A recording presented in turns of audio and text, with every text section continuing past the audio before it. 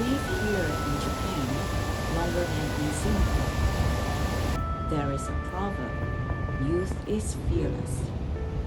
When you are young, there is nothing to fear, and that was me years back. Coming here after graduating from university with only enough money to pay for my tuition fees in a language school and living expenses that will last only a month. I feel nothing then. From hot and sunny Singapore to Japan, a country with 4 seasons, I didn't know what I was heading for. And 30 years later, I'm still here. Married to a Japanese and having raised a son, this video is about my life here and some of my experiences here as a foreigner. It never was easy as life is full of ups and downs. I'm grateful to all my Japanese friends, students, and the people I met for their friendship and the kindness they have shown to me, teaching me about Japanese culture and customs, celebrating with me when my son was born, a student mom who gave me a lunchbox every week when her children came for lessons. All this filled my heart with warmth. My life is enriched, and there is no regrets for coming to Japan. Hello, I'm Froelia here, and it is a change because usually I would be the one interviewing, but today I'm being interviewed. Okay, Froelia, thank you. So the first question, when did you come to Japan? I came to Japan after I graduated from the National University of Singapore. So what did you major there? Okay, so in university, I was majoring in English, Japanese studies, and Chinese. Okay, so the next question is, why did you come to Japan? Okay, so because I was majoring in Japanese, then I felt that I have to learn how to speak the language. And so I decided that I have to go to Japan. Yes, so before I came to Japan, I really worked very hard at a few jobs to save money. For coming to Japan? Yes, and at that time, Japanese yen was very high. So it was really hard to save enough money to come to Japan.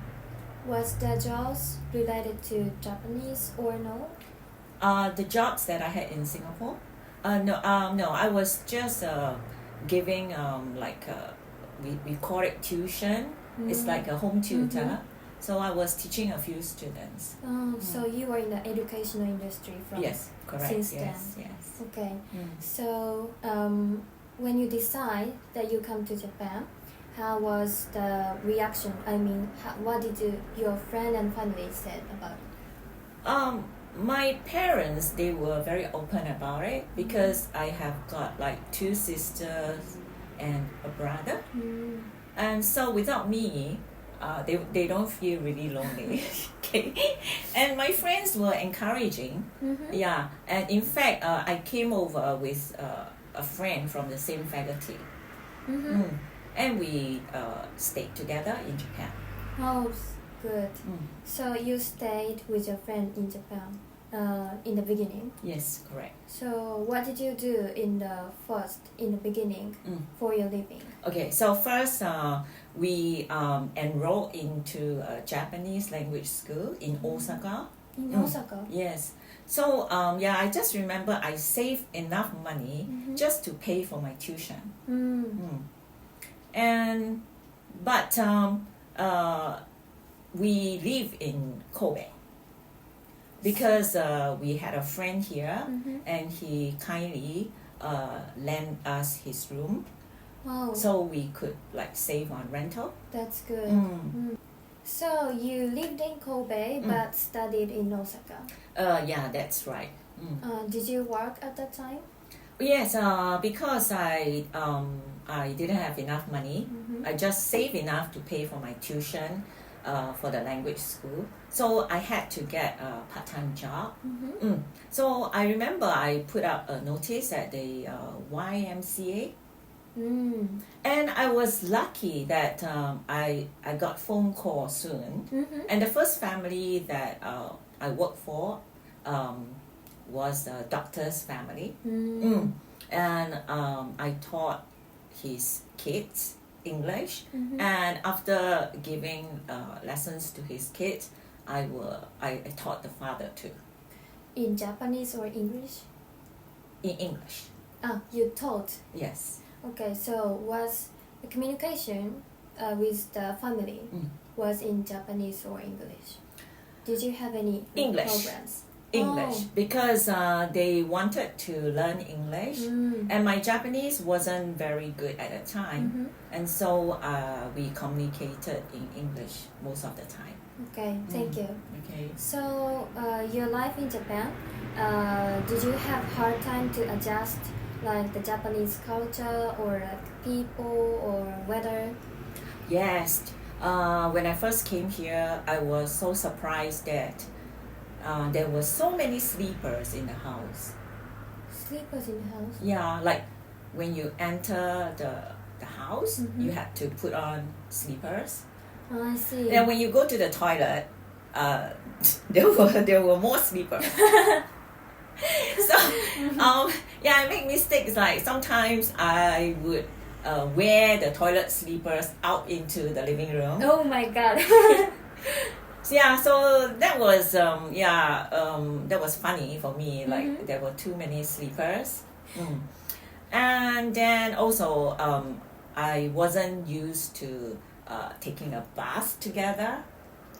Like in a public bath, yes, because we don't have such a culture in my country. So it was really hard. Yeah, so I try to avoid like going to those onsen or public bath at the beginning. And there was the weather too. Japan was too cold for me because I came from Singapore and it was it's like summer the whole year. So it was really hard to get used to winter here. And I remember I got very sick the first time. In winter, in winter, yeah. So it was really hard. I got high fever. Oh, really? Yeah. Did your friend help you at that time? Not really, because she was also young and she also wanted to meet her friends. Okay. So she was out most of the time. So it was really a miserable first you winter. Felt lonely, right? Yeah, first winter for me in Japan was terrible.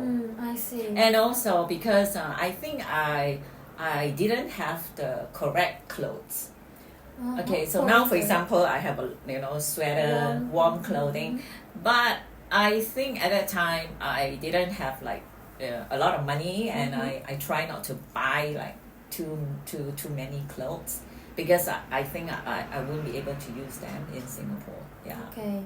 So did you feel like when you shop in Japan, did you feel product things are expensive than Singapore? Yes, at that time Japanese yen was very high, so everything was expensive compared to now. Yes, so we try to shop at cheap places. Okay, so you try to adjust little by little. And how long did you take that you feel really comfortable living in Japan? I think when I was here as a student, I didn't really feel so comfortable because it was too cold. I mean, really the first thing was the weather. It was really too cold for me. I think after my marriage, and maybe after 2 years, then I started to feel more comfortable living in Japan. So may I ask you about your marriage? How did you meet your husband? Okay, so after I finished studying Japanese language in the language school, a school in Kobe employed me as a teacher. Okay. So I was teaching English in a language school, right? Nice. And then I think my husband came to study English As a student? as a student, but he wasn't my student, Mm-hmm. but he was a student of another teacher. But somehow we just like meet and go out together as a group on the weekends. And then after that, like after a year or something, he proposed. And then I decided like, okay, it's time to get married, and I decided to accept his proposal and I stay on here in Japan. Oh, nice. So basically, your communication with your husband is in Japanese or English?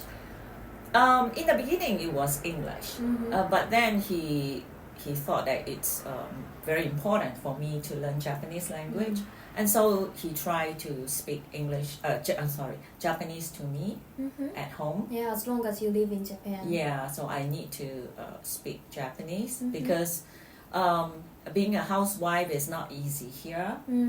Like you have to go to the bank, right? The ward office. Just by yourself? Yeah, and if you don't know how to speak Japanese, it's really hard to communicate. Yeah, so I think I learned my Japanese after I got married, and we started to communicate in Japanese. In Japanese. So in terms of language studying, did you have difficult things learning Japanese? Oh yes. So my husband runs a cafe. So in the beginning, I wasn't working, so I tried to help in the shop. Yeah, but I make a lot of mistakes in communications. For example, some delivery man came to deliver something to the shop, and he asked me for, he said to me, "Chiritori kudasai." Chiritori. So I didn't know what was chiritori, but I thought it was niwatori. But there was no niwatori in the shop. In the cafe. Yeah. So I didn't know. So I had to ask him many times, like, niwatori? But he said, no, chiritori kudasai. So, so gesture, and finally I knew what he meant. Okay. Yeah. That mistake is kind of funny one, right? Yeah, Not it's serious. It's the pronunciation, I think. And also, I work as a waitress in the cafe, and a customer asked me for tsumayoji kudasai. Tsumayoji.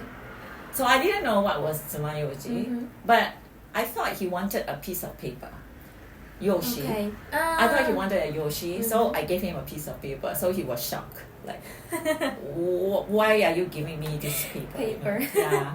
So this kind of vocabulary words, like I'm not used to it. Like we don't use such words normally. Like chiritori, do we use chiritori normally? Only in school, I guess. Right now we use vacuum cleaner. Yeah. So these are the communication problems I have. Yeah, and of course, cooking Japanese food too was hard for me.